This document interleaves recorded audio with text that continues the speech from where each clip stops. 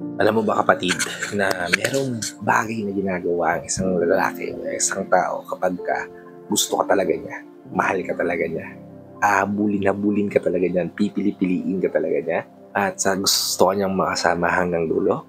Kung interesado ang malaman kung ano-ano yung mga bagay na ginagawa nila na nagiging senyales para malaman mo kung gusto ka niya, para kapatid, pag-usapan natin yan.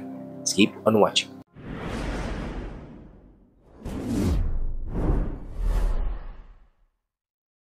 Hi, I'm Gary Opimot. Gumagawa ko ng mga videos na tulad nito para matulungan ka na maging best version ng sarili mo at may bigay mo yung best self mo syempre sa taong mahal mo. Kaya kung bago ka pa lang dito sa channel ko, please consider liking this video.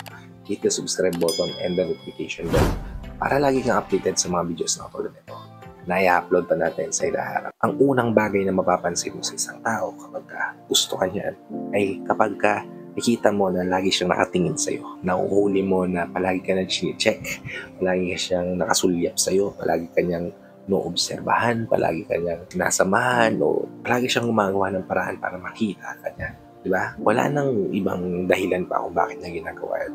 Yun ay dahil gusto niya nakikita yung pagmumukha mo. Gusto niya nakikita yung taong gusto niya. At ikaw yun. Yan yung unang bagay mo mapapansin mo sa tao kapag gusto ka niya.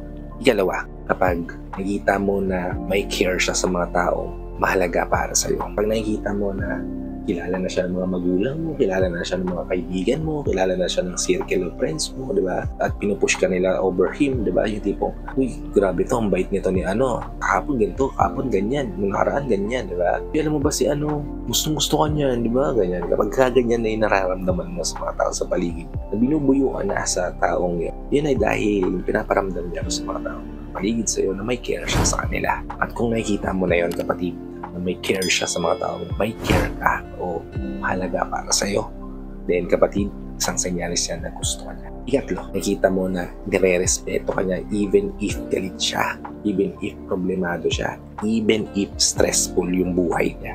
Diba?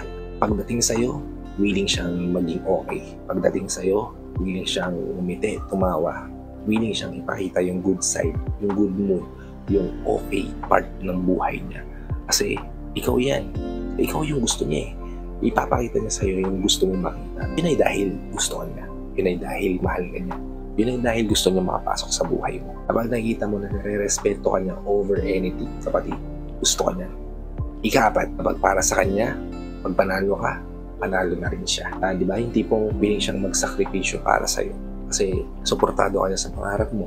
Sinasamahan ka niya sa mga bagay na gusto niyang ipanalo mo. Kasi para sa kanya, yung mapangiti, mapatawa, makasama ka niya, at manalo ka sa mga bagay-bagay na gusto mong ma-achieve sa buhay. Panalo na rin para sa kanya. Yan yung taong worthing mahalin. Yan yung taong worthing samahan, di ba? At wala nang ibang dahilan kung bakit niya ginagawa yan, kundi mahalaga ka para sa kanya. Mahal ka niya. Okay? Ikalima, kapag nakikita niya na maganda ka, even if alam mo sa sarili mong hindi. May mga taong ganyan eh, yung tipong kahit ang lungkot-lungkot mo ng dami mo ng tiyawat, di ba? Para sa kanya, ang ganda-ganda mo pa rin. Kasi nga, para sa kanya, yung natural na ikaw, maganda.